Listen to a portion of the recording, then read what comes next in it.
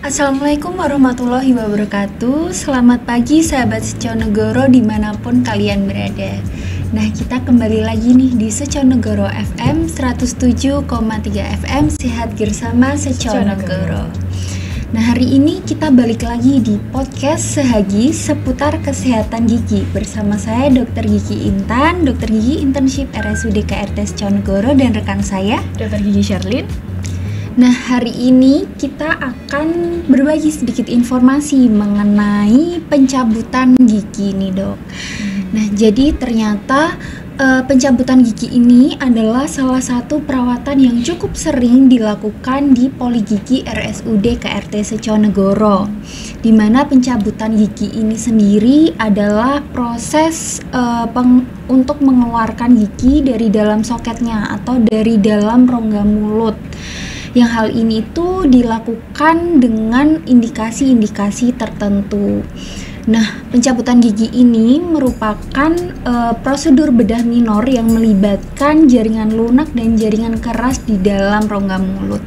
Nah, tadi sesuai namanya pencabutan gigi, berarti di situ ada proses-proses atau prosedur-prosedur yang cukup invasif, sehingga sebelum kita melakukan pencabutan gigi ini perlu dilakukan pemeriksaan komprehensif terkait kondisi sistemik dan juga kondisi lokal di dalam rongga mulut itu sendiri.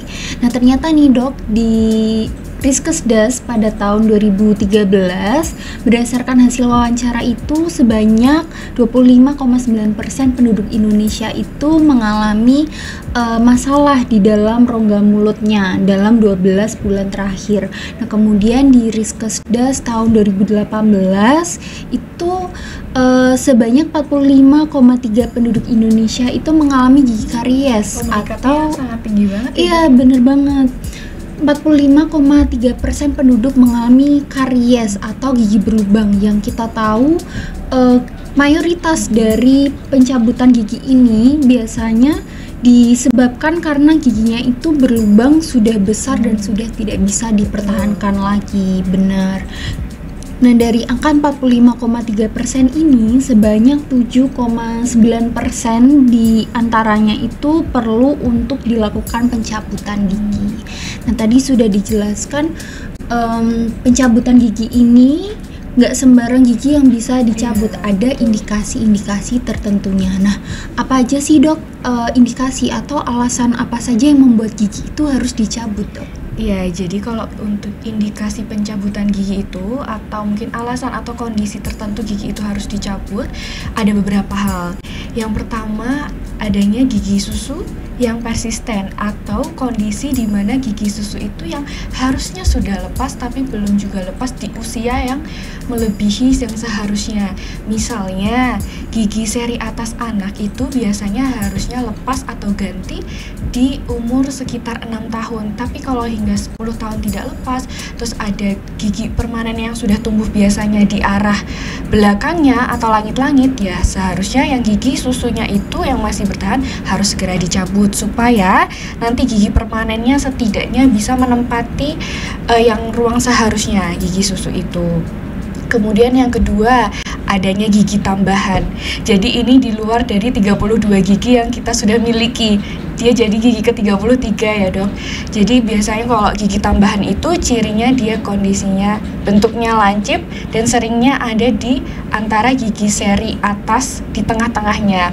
Nah, itu harus dicabut juga karena selain memang mempengaruhi estetik juga bisa saja melukai lidah ataupun bibirnya. Seperti itu. Kemudian kondisi gigi yang memang di luar lengkung atau berjejal itu biasanya dilakukan pencabutan, tapi itu biasanya atas saran dokter spesialis orto atau kawat gigi karena memang keperluan untuk perawatan behel supaya nanti giginya dikembalikan lagi posisinya sesuai dengan lengkung giginya, seperti itu. Kemudian kondisi di mana tadi yang sudah disebutkan dokter Intan, kondisi gigi yang sudah lubang besar sudah tidak bisa lagi ditambal, itu memang sudah harus dicabut. Kemudian gigi dengan adanya penyakit pada jaringan pendukungnya, Dok.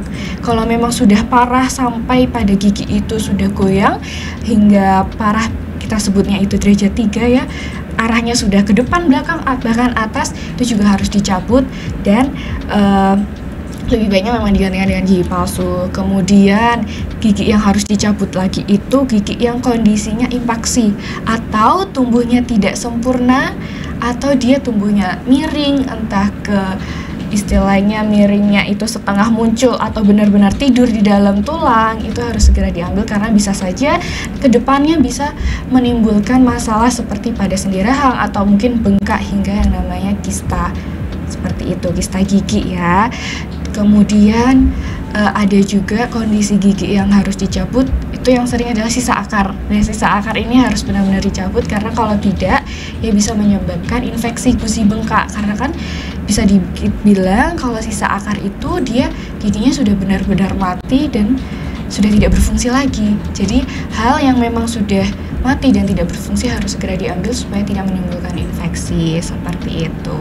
Kemudian gigi yang memang diperlukan untuk nantinya perawatan gigi tiruan itu juga harus dicabut gitu dok. Jadi memang ada banyak hal dan tentu ini nantinya dokter gigi yang akan menentukan bisa dicabut atau enggak gitu, seperti itu. Oke, jadi memang nggak sembarangan gigi bisa dicabut gitu ya dok. Memang harus ada indikasi-indikasi tertentu atau alasan-alasan tertentu untuk giginya itu bisa dicabut. Nah tadi kan ngomongin tentang alasan gigi itu dicabut. Nah pasti ada juga kontraindikasi atau hal-hal yang menyebabkan kita tidak bisa melakukan pencabutan gigi seperti itu. Betul, dan biasanya hal-hal itu bisa saja bersifatnya lokalis di rongga mulut ataupun sistemik di istilahnya keseluruhan tubuh gitu. Ada yang mungkin hal-hal yang menjadi kontraindikasi seperti itu. Oke, mungkin kita akan bahas mengenai kontraindikasi dari pencabutan gigi. Tapi sebelum itu kita dengarkan lagu dulu. Sampai jumpa di segmen berikutnya.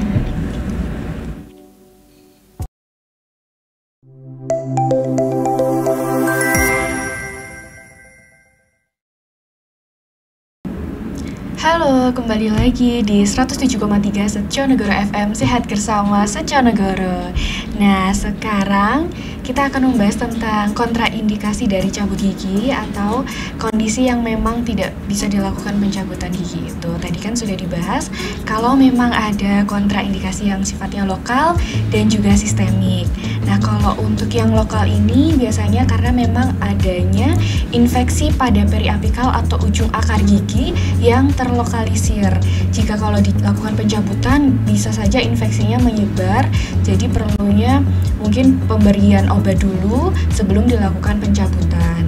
Karena juga kalau biasanya kondisi ada bengkak kemudian dilakukan pencabutan, nanti obat biusnya itu tidak bisa berfungsi maksimal, jadinya selama proses pencabutan malah sakit, masih terasa sakit kan, jadi kurang nyaman untuk pasien dan operatornya juga. Kemudian kedua ada kondisi infeksi pada rongga mulut, jadi tidak hanya di sekitar gigi yang bermasalah, tapi bisa saja pada gusi atau jaringan lainnya. Misalnya infeksi virus nih yang namanya herpetik gingivostomatitis. Nah ini harus ditangani terlebih dahulu karena kita tahu kalau memang penyakit dari virus itu kan istilahnya tingkat penularannya cukup tinggi. Jadi memang harus dilakukan pengobatan terlebih dahulu, penanganan terlebih dahulu seperti itu. Kemudian kalau untuk kontraindikasi yang secara sistemiknya biasanya berhubungan dengan penyakit sistemik. Contohnya misal diabetes mellitus yang tidak terkontrol. Sebenarnya tidak mungkin, bisa saja tidak menjadi kontraindikasi mutlak, tapi memang perlu perhatian khusus ya untuk penanganannya. Karena jika dilakukan pencabutan saat kondisi gula darahnya yang tidak terkontrol atau sangat tinggi, justru nanti proses penyembuhannya sangat lama atau bahkan tertunda atau mungkin sangat sulit seperti itu. Kemudian pada kondisi kehamilan trimester pertama dan juga ketiga. Nah ini perlu perhatian karena kalau pada kondisi kehamilan untuk ronsen radiologi maupun pemberian obat-obatan harus hati-hati karena bisa saja berpengaruh pada janinnya. biasanya hanya pada kondisi kegawat daruratan yang akan dilakukan. Kalau misalnya tidak, tindakan pencabutan atau tindakan gigi lainnya ditunda hingga kelahiran. Seperti itu. Kemudian ada juga kontraindikasinya, yaitu penyakit jantung, misalnya hipertensi atau yang lainnya. Nah, memang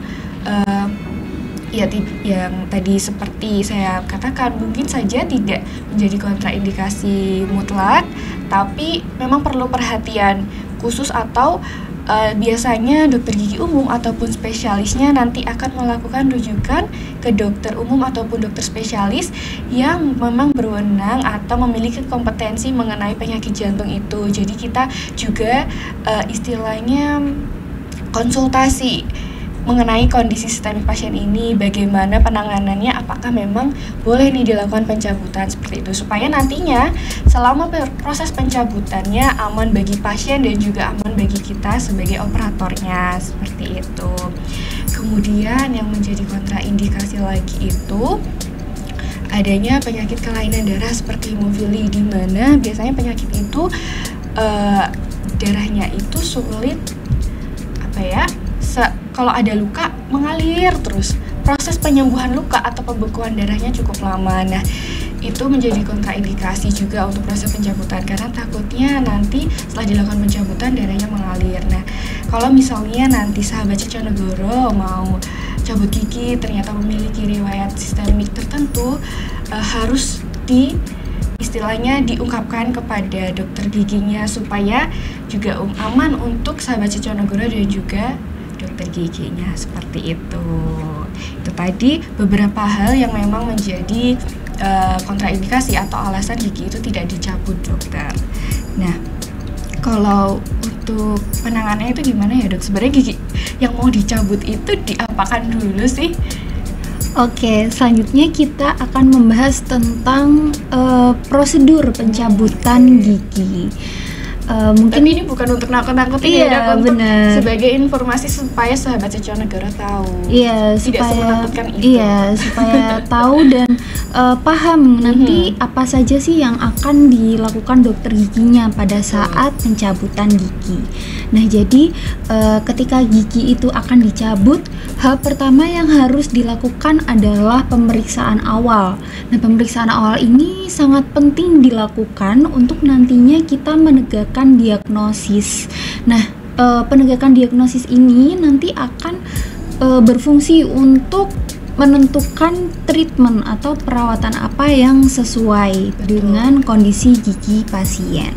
Nah, jadi nanti di pemeriksaan awal ada beberapa pemeriksaan yang dilakukan. Yang pertama adalah pemeriksaan subjektif atau anamnesis, atau lebih familiar dengan wawancara pasien.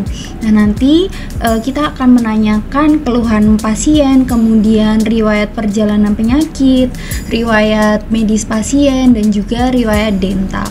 Kemudian yang kedua adalah pemeriksaan objektif terkait kondisi pasien. Nanti kita akan memeriksa tanda-tanda vital pasien seperti tekanan darah, kemudian kecepatan pernafasan, denyut nadi, dan juga temperatur tubuh pasien.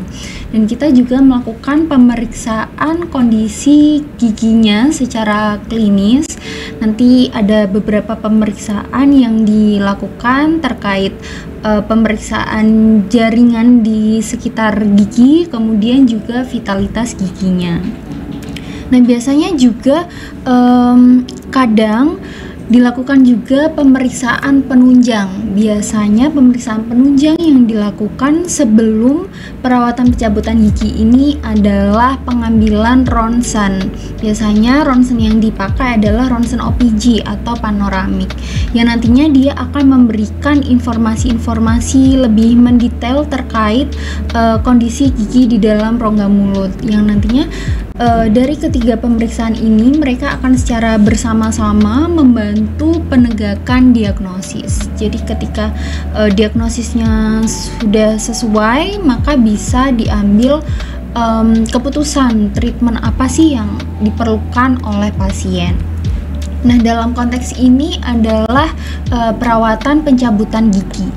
Ketika sudah ditentukan gigi ini akan dilakukan pencabutan, kami akan menginformasikan ke pasien terkait diagnosis, kemudian dasar pengambilan diagnosis, kemudian perawatan yang akan dilakukan, tujuan dari perawatan yang akan dilakukan, kemudian prosedur, resiko dan komplikasi dari perawatan yang akan dilakukan, dan juga prognosis atau perkiraan hasil perawatan. Nah, nanti setelah pasien sudah memahami keseluruhan mengenai perawatan pencabutan gigi ini, pasien dapat menandatangani yang namanya informed consent. Ini adalah dokumen yang berguna untuk dokumentasi dari persetujuan pasien terhadap tindakan yang akan dilakukan. Setelah dilakukan penandatangan informed consent, kita baru masuk ke perawatan pencabutan gigi, yaitu yang pertama adalah tahap asepsis, di mana tahapan ini bertujuan untuk menghilangkan atau membasmi mikroorganisme di sekitar area gigi yang akan dilakukan pencabutan dan juga area yang akan dilakukan pembiusan. Nah, tujuannya sendiri adalah mengurangi probabilitas atau kemungkinan terjadinya infeksi. Nah, nanti kita akan mengoleskan povidone iodine atau betadine menggunakan kapas di sekitar area yang akan dilakukan pencabutan gigi. Nah, kemudian yang kedua adalah anestesi atau pembiusan. Nah, untuk anestesi ini sendiri dilakukan itu tergantung dari gigi mana yang mau dicabut. Seperti contohnya kalau kita mau cabut gigi rahang atas, maka kita akan suntik biusnya itu 2 kali, yaitu di gusi dekat pipi dan juga di langit-langit di sekitar gigi yang akan dilakukan pencabutan. Sedangkan kalau gigi rahang bawah, kita akan melakukan pembiusan di 2 tempat, yaitu di rahang bagian belakang dan juga di gusi dekat gigi yang akan dilakukan pencabutan. Nah, nanti setelah biusnya ini bekerja, biasanya memerlukan 2-4 menit setelah dilakukan injeksi atau penyuntikan. Nanti kita cek dulu nih apakah biusnya sudah bekerja atau belum. Kita tanyakan kepada pasien apakah rasanya itu sudah tebal, kebas atau kesemutan di sekitar area yang akan dilakukan pencabutan. Nah, tujuannya sendiri adalah untuk mengetahui apakah biusnya itu sudah optimal atau belum, supaya nanti waktu prosedur pencabutan gigi ini pasiennya nyaman karena tidak ada rasa sakit seperti itu. Nanti setelah biusnya sudah bekerja, baru kita lakukan pencabutan gigi menggunakan tang atau alat lain seperti beng. Nanti setelah giginya sudah berhasil tercabut, kita akan melakukan pembersihan soket gigi atau area bekas pencabutannya itu dari jaringan-jaringan sisa jaringan yang sudah mati menggunakan yang namanya kuret dan irigasi atau pengairan dengan air garam atau salin. Nah, setelah itu dilakukan kontrol perdarahan menggunakan kapas yang diberi betadine. Jadi nanti pasien setelah dilakukan pencabutan gigi pasti akan diinstruksikan untuk menggigit kapas atau tampon. Nah, setelah itu nanti akan diresepkan obat-obatan setelah pencabutan. Biasanya yang paling penting adalah anti nyeri. Anti nyeri ini pasti diberikan setelah pencabutan supaya nanti ketika biusnya itu sudah habis kerjanya, pasien tidak merasa kesakitan lagi. Dan juga nanti akan dijelaskan mengenai instruksi pasca pencabutan yang nanti di akhir akan dijelaskan nih sama Dr. Sherlyn tentang detail-detail hal apa saja yang harus kita perhatikan setelah melakukan pencabutan gigi. Seperti itu. Itu tadi prosedur-prosedurnya nih, Dok. Jadi sahabat Seconegoro udah punya gambaran tentang perawatan pencabutan gigi. Jadi mungkin setelah ini tidak perlu takut lagi ya, Dok ya, kalau mau cabut gigi. Ya. karena tentu pasti akan diberi bius atau patiroso untuk menghilangkan rasa sakit sementara selama pencabutannya itu. Iya, betul banget. Nah, kalau selama pencabutan mungkin nggak sih dok terjadi sesuatu yang mungkin tidak kita inginkan, misalnya resiko atau komplikasinya? Oke, mengenai risiko dan komplikasi, sebenarnya dua hal ini adalah dua hal yang berbeda. Jadi kalau resiko itu adalah hal-hal yang pasti akan terjadi setelah dilakukan pencabutan gigi. Ada dua resiko yang diakibatkan dari perawatan pencabutan gigi. Yang pertama adalah perdarahan. Pasti akan ada perdarahan karena namanya aja giginya dicabut, pasti di situ akan ada luka atau jejas yang luas, pasti akan terjadi perdarahan. Oleh karena itu tadi setelah dilakukan pencabutan gigi itu akan dilakukan kontrol perdarahan dengan pasien diinstruksikan untuk menggigit kasa. Nah, sahabat Jonegoro tidak perlu khawatir terhadap perdarahan yang terjadi pasca pencabutan karena ini adalah hal yang normal, pasti akan terjadi selama perdarahannya ini itu tidak berkepanjangan waktunya. Kemudian yang kedua adalah nyeri. Tadi juga sudah dijelaskan, pasti kalau ada luka atau apalagi diakibatkan karena pencabutan gigi, pasti akan terjadi rasa nyeri.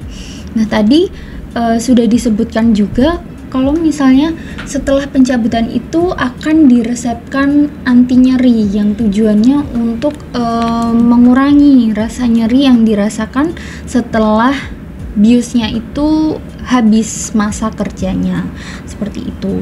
Kemudian untuk komplikasi ini adalah hal-hal yang bisa terjadi namun tidak diinginkan dan tidak di semua pasien itu pasti terjadi komplikasi ini. Jadi ada beberapa nih dok. Yang pertama adalah patah akar. Jadi ketika gigi itu dicabut ada kemungkinan akarnya itu patah. Jadi gigi yang dicabut misal karena giginya berlubang atau karies, otomatis strukturnya itu sudah rapuh. Nah, ketika dilakukan pencabutan itu ada kemungkinan terjadinya patah akar. Tapi sahabat Jonegoro tidak perlu khawatir karena ketika terjadi patah akar ini kita dapat melakukan penanganan seperti bedah minor dengan kita mengurangi sedikit tulangnya untuk mengambil patahan akarnya itu, atau ketika tidak dimungkinkan untuk diambil patahan akarnya itu, kita akan melakukan observasi atau pemantauan berkala terhadap kondisi akar yang ditinggalkan itu. Kemudian yang kedua adalah fraktur tulang alveolar atau patahnya tulang pendukung gigi.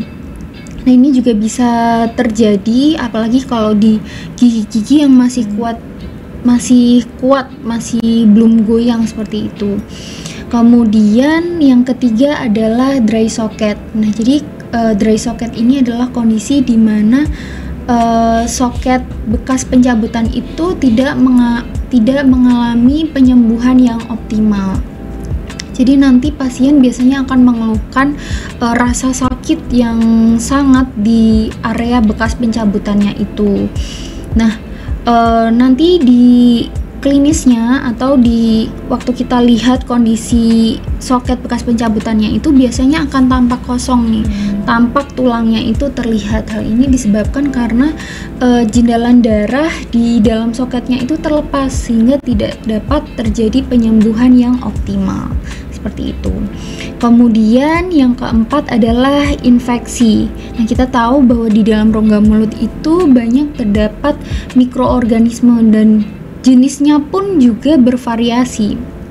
Nah, oleh karena itu setelah dilakukan pencabutan gigi, kita harus memperhatikan kondisi kebersihan rongga mulut. Apalagi kan ya dok, kalau misalnya kita setelah cabut gigi itu takut buat sikat gigi ya, jadi kita jadi nggak sikat gigi. Nah, otomatis inilah yang bisa memicu terjadinya infeksi seperti itu. Kemudian yang kelima adalah edema atau pembengkakan. Bisa saja ketika proses pencabutannya itu lama atau cukup sulit, itu akan terjadi pembengkakan. Nah, tapi pembengkakan ini bisa diatasi. Dalam 24 jam pertama, sahabat Seconegoro bisa melakukan kompres dingin di area yang mengalami pembengkakan. Nanti setelah lewat 24 jam dapat dilakukan pergantian dengan kompres hangat seperti itu. Kemudian ada lagi yang namanya parestesi. Nah, kondisi ini adalah kondisi di mana rasa kebas atau kesemutan atau rasa tebal setelah dilakukan pembiusan ini itu berjalan lebih panjang dari yang seharusnya. Nah, seharusnya anestesi ini atau pembiusan itu hanya bekerja dalam waktu 2-4 jam. Nah, ketika terjadi parestesi, bisa saja rasa kebasnya itu lebih dari 4 jam. Hal ini disebabkan karena adanya trauma atau kerusakan pada syaraf yang dilakukan pembiusan seperti itu. Sifatnya dapat sementara dan dapat juga menetap. Nah, nanti perawatan dari parestesi ini menyesuaikan dengan kondisi dari pasiennya. Nanti akan dilakukan pemberian vitamin syaraf atau juga dilakukan rujukan ke dokter spesialis syaraf seperti itu. Nah, kemudian yang terakhir adalah prolonged bleeding atau perdarahan berkepanjangan. Nah, tadi kan sudah disebutkan bahwa perdarahan normal dari pasca pencabutan gigi itu sekitar 30-60 menit. Namun ketika terjadi perdarahan berkepanjangan di atas 8-12 jam, maka sahabat Seconegoro dapat langsung datang ke IGD karena ini merupakan kondisi yang gawat darurat. Karena ketika kita mengalami perdarahan, otomatis nanti kalau dibiarkan bisa mengarah ke kondisi shock seperti itu. Jadi memang ada beberapa resiko dan komplikasi yang mungkin terjadi setelah dilakukan pencabutan gigi seperti itu, Dok. Ya, lumayan banyak ya, Dok, ya ternyata resiko dan juga komplikasinya. Tapi ya tentu setiap dokter gigi akan melakukan yang terbaik sesuai standar operasionalnya untuk menurunkan mungkin resiko ataupun komplikasi yang akan terjadi. Iya, betul sekali. Tentunya harus ada kerjasama antara pasien dan juga operatornya gitu ya, Dok. Iya, benar. Oke, jadi sebenarnya komplikasi ini bisa dihindari juga dengan kooperatifan dari pasien. Nah, jadi ada beberapa hal yang harus diperhatikan pasca pencabutan supaya menghindari terjadinya komplikasi-komplikasi yang mungkin terjadi. Betul. Nah, ini nanti akan disampaikan nih sama Dokter Sherlyn nih tentang nanti kita akan memberikan informasi tentang hal-hal yang harus diperhatikan setelah pencabutan. Tapi kita dengerin dulu lagunya setelah ini. Ditunggu ya sahabat Seconegoro.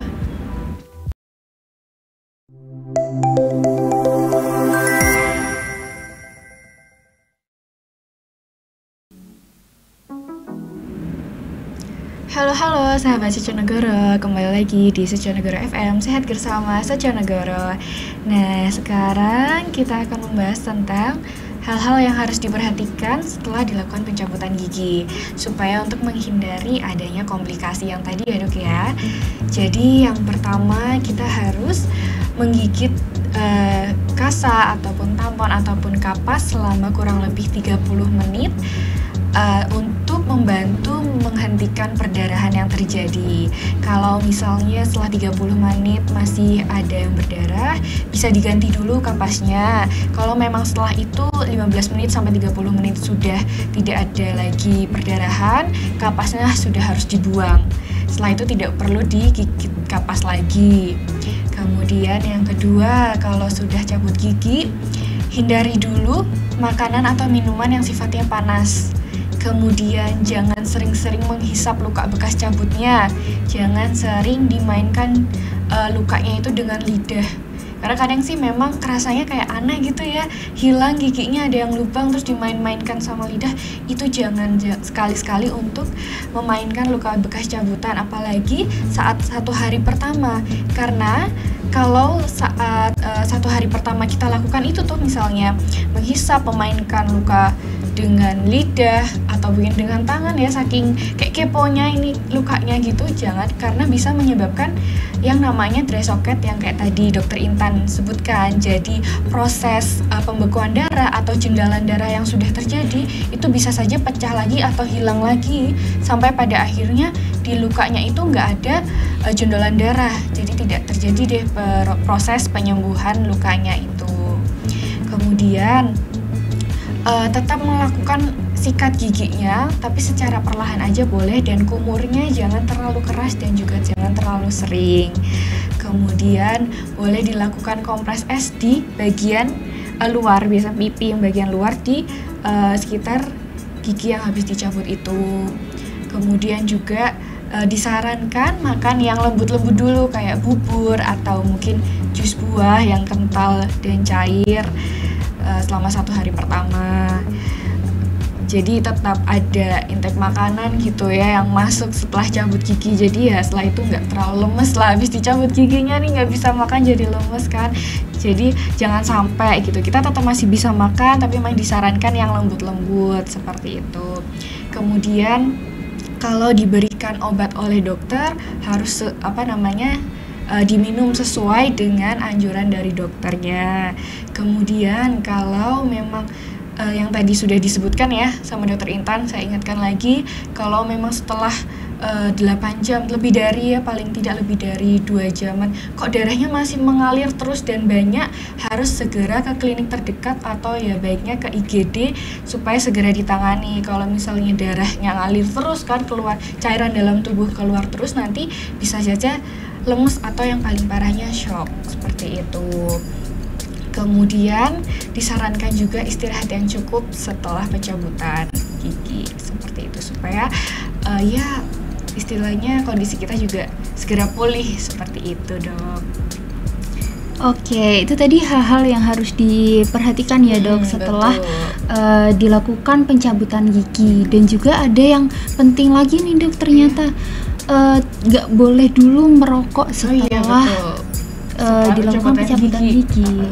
Biasanya mungkin susah ya untuk puasa merokok sehari aja ini, pada sehari harus puasa merokok dulu bagi yang memang merokok gitu, supaya ya itu penyembuhannya juga baik dan cepat.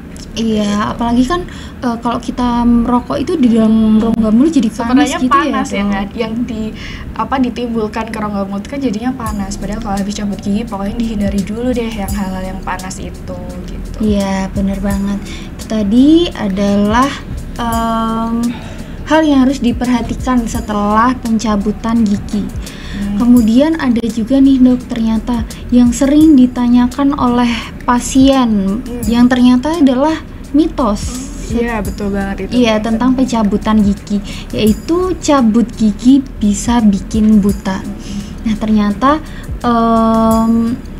kalimat yang sering beredar di masyarakat nih, atau yang sering juga membuat orang-orang tuh takut jadinya buat cabut gigi, itu adalah cabut gigi bisa bikin buta. Padahal sebenarnya hal ini adalah salah dan hanya merupakan mitos, karena memang syaraf yang mempersyarafi mata dan gigi-gigi itu berbeda, sehingga ketika terjadi kerusakan di syaraf yang mempersyarafi gigi rahang atas maupun rahang bawah, tentu tidak akan mungkin mempengaruhi sampai ke mata seperti itu.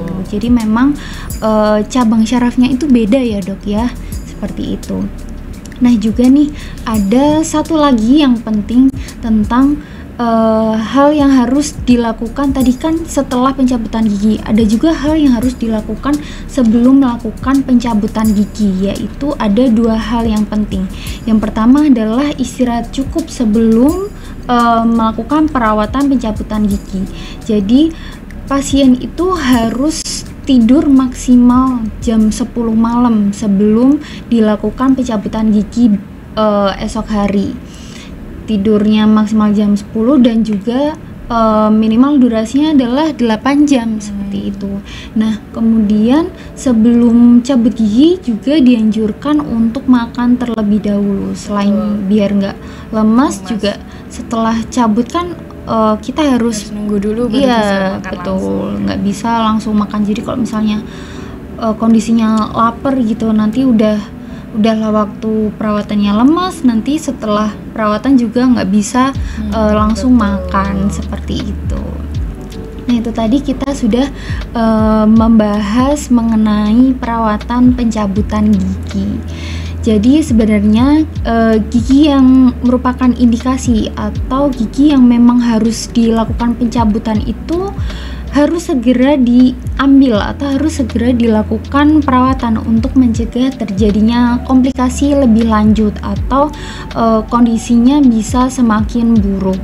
Jadi sahabat Setionegoro tidak perlu takut dengan perawatan pencabutan gigi ini selama pencabutan gigi ini dilakukan oleh tenaga medis yang kompeten, yaitu dokter gigi. Jadi semakin dini perawatan dilakukan, maka semakin dini pula pencegahan terhadap perburukan dari kondisi gigi yang terkait. Seperti itu ya, betul banget Dokter Intan.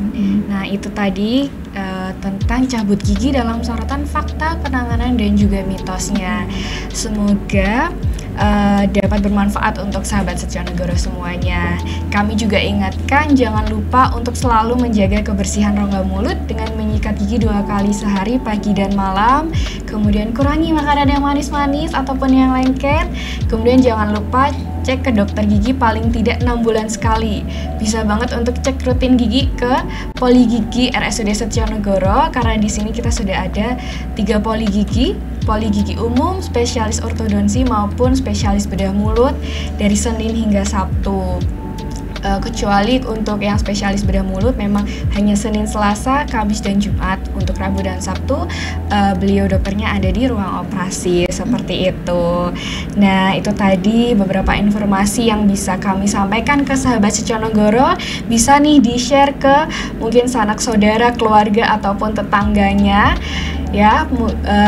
Jadi memang nggak terputus lah informasinya di sahabat Setionegoro aja gitu. Nah, nggak kerasa juga kita sudah menemani sahabat Setionegoro kurang lebih 1 jam ya Dok ya. Mungkin kalau misalnya ada salah kata atau gimana, mohon dimaafkan gitu. Dan jangan lupa untuk sahabat Setionegoro untuk ikuti follow media sosial RSUD kita di Instagram maupun di YouTube-nya, karena tentu akan ada informasi tentang pelayanan kesehatan yang ada di rumah sakit tercinta kita ini gitu. Nah,